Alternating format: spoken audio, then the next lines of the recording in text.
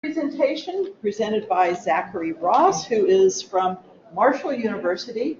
And we've shifted gears a little bit, if you haven't noticed, and we are going to be finishing up talks without gopher tortoises.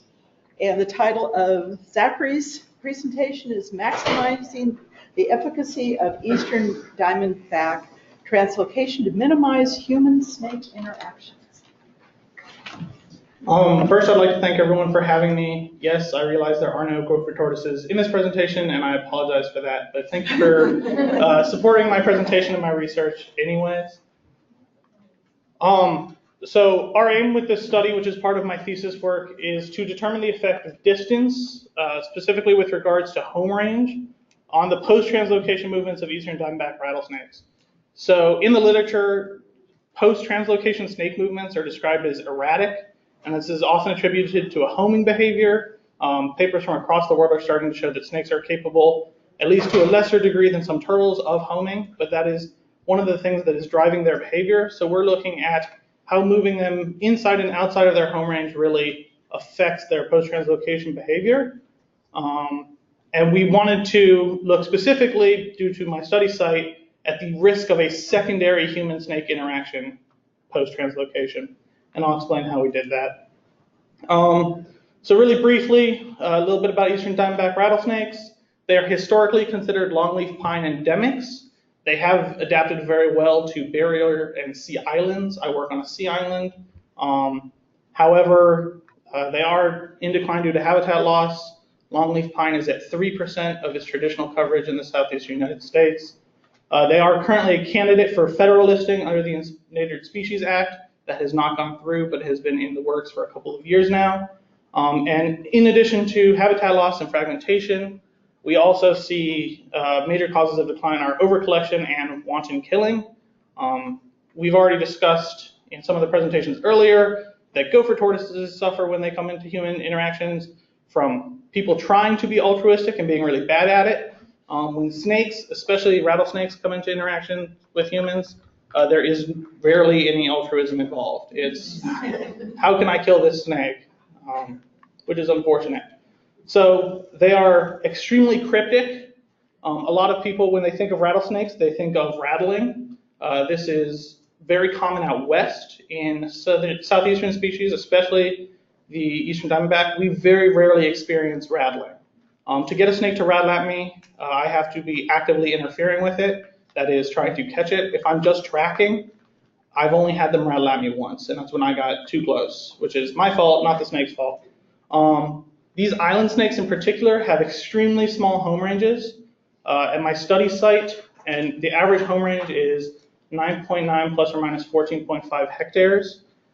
This is tens of times smaller than mainland snakes, but it's really helpful in my study, and I'll explain that. And as I've already talked about, papers are showing that snakes are capable of this homing behavior.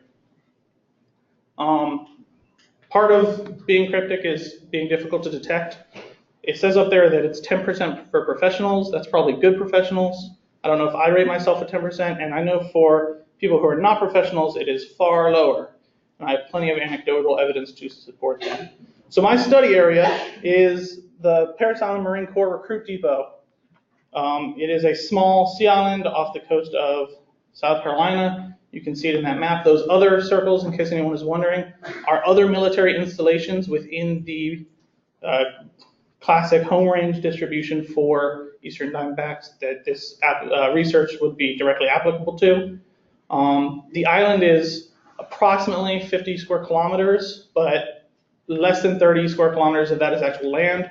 The rest is water that runs through it and a whole lot of pluff mud, which is not suitable habitat for snakes. So one of the things that leads to a great study site in terms of human-snake interactions is there are a ton of people, and those people fit what is the best demographic for human-snake interactions, which is 18 to 25-year-old males. Normally, if you hear about an incident involving a person and a venomous snake, the person falls into that category, and we see, I think the last year's number was about 18,000 Marines who so any Marine that gets recruited on the Eastern Seaboard, for those of you who don't know, they come to this island for their basic training. which means they're outside for 12 plus hours a day in the middle of the woods, which is where the snakes live. Interestingly enough, and we do not know the reason why, EDBs are the only venomous snake present on the island. We don't have any copperheads or cottonmouths. They've all been excluded, but we do have a ton of EDBs. Last numbers we've marked over 500 Eastern Diamondbacks, though some of those, a fair number of those are neonates who probably did not survive into adulthood. So we have a lot of people and a lot of snakes, which means even with low detection, we have a lot of human-snake interactions. So as part of our agreement to work on the island for the past 10 years, when we get a call about a rattlesnake, we are supposed to move the rattlesnake. This is mitigation translocation is the default wildlife management technique. And the two areas that I've highlighted with the circles are where the Marines would like us to move the snakes. That is down to the south of the island below the golf course. Why Marines need a golf course, I'm not sure, but there's one there. And the other is an old training area. So these are designated areas because no active training goes on in either of those two forested areas. You'll notice there are other relatively large patches of forest on the island, but those always have some kind of training, whether it's overnight survival or land navigation. So that's where they wanted us to move them. So those are our extra home range sites. But then we're also examining intra-home range translocations. So because our home ranges are so small, we define intra-home range as somewhere within 200 meters of the capture location of the individual. So that's, and the reason it's within 200 meters and not exactly where we caught it is just in case it's in the middle of a mowed lawn or on a road. We don't want to put it somewhere where we know the snake is going to be in an exposed situation. So we move it to some kind of cover within 200 meters. And then the extra home range is going to be greater than 2 kilometers to one of those randomly determined drop-off locations, which we know will be outside the snake's home range. So we have standard radio telemetry methods, somewhere between 1 and 3 times a week, depending on what season it is, less in the winter when the snakes are not active, more in the summer when they're very active. Unlike turtles, which have a shell, snakes are tubes.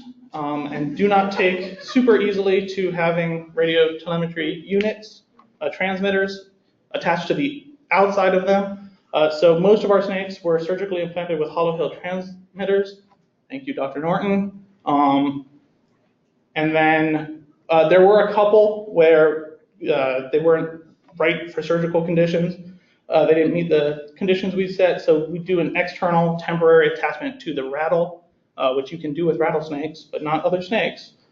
So that worked out as well. And then, like I said, they were tracked, and then their path of movement was just determined by connecting all the locations, and you can determine Euclidean travel distance in ArcGIS just by calculating the distance of the line. So then we want to know risk. And I will admit that this is the area of this research that is most up for discussion. Defining risk is very difficult. We're using a cost distance modification of the cost distance system where I classified the landscape into 8 categories based on human use that was, me and others considered likely to impact the detection probability of snakes.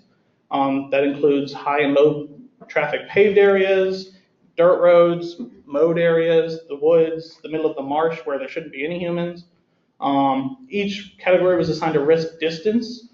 Again, we could have a very long discussion about, well, how do you choose a distance that is not too small as to make no difference, but not too large as to inflate paved areas so that, you know, being in the forest is meaningless. So how we decided to do it was simply based on the ratio of human snake encounters and dead snakes due to anthropogenic causes that have been recorded on the island for 10 years. So every time that we get a phone call about a rattlesnake on the island, we go out there, we mark a point, so I know whether it was found in a mowed area or on a road or in the middle of the woods. And then I also have every snake that has died on the road in the past 10 years. So our risk distances were based on these ratios, which we feel is a conservative estimate. And then you can multiply the Euclidean path based on by the risk distance and get a risk distance. So these are the results of a couple of my snakes. You can see they move around different habitats. I picked these simply because they didn't overlap. It can get very confusing. I translocated 30 snakes, and trying to look at all 30 at once is just a headache. But you can see a lot of them are sticking to relatively smaller isolated areas, but we have a couple like the one, I'm sorry, there's a mistake on this slide. The left is extra home range, not intra home range. I do not know why it says that twice, I apologize. But you can see that one snake on the left crosses the majority of our island, including what is the golf course, an old airplane runway, and into the weapons facilities. Yeah, because it's not dangerous enough. So if you simply look at the Euclidean distance traveled, you can see, most of us probably without doing any actual statistical analysis, that there is no significant difference between the Euclidean distance traveled based on translocation treatment, intra or extra home range, which means is the snakes are individuals and they all move as much as they are intending to move. So it's not a predictor. Some snakes move more than others. The big males tend to move more, but some of the ones that shot across the island were females. Sex was not a determinant of this either. Once you multiply by the Euclidean distance by the risk, you start to see a divergence between the two distances, though. I also realized that in the risk distance, our extra treatment begins to look bimodal. It is still normally distributed, but they do have a difference in variance, which means when we do a paired t-test, we have to account for uneven variance. This is the results of that paired t-test. So if you look at the differences between the Euclidean and risk distance, we find that there is a significant difference between our two treatment groups. And what this means is that essentially, because the distance is magnified more, snakes that we are moving outside of their home ranges are far more likely to enter anthropogenic habitats where they are at risk of a secondary human-snake interaction. So as far as the results, you need to consider home ranges when translocating the snakes. It should hold regardless of home range size. Once you get to mainland snakes, the home ranges tend to be, tens, if not sometimes hundreds of times bigger. However, home range is still something that should be considered. So if you have a snake on the golf course, maybe just move it, half a kilometer off the golf course into a big wooded area, then try to get it 10 miles down the road to the nearest forest, which is something we hear a lot. It is less likely to result in a secondary human-snake interaction. It should be noted that my study was not designed to directly attribute this to homing behavior. There was no way in our study design for us to directly make that attribution, but that is what we believe is the cause. I would like to thank a whole bunch of people, the Department of Defense and everyone at the island for allowing me to do this research, my advisors committee, particularly everyone on St. Catherine's Island who helped us with the surgeries. Without them, this research wouldn't be possible.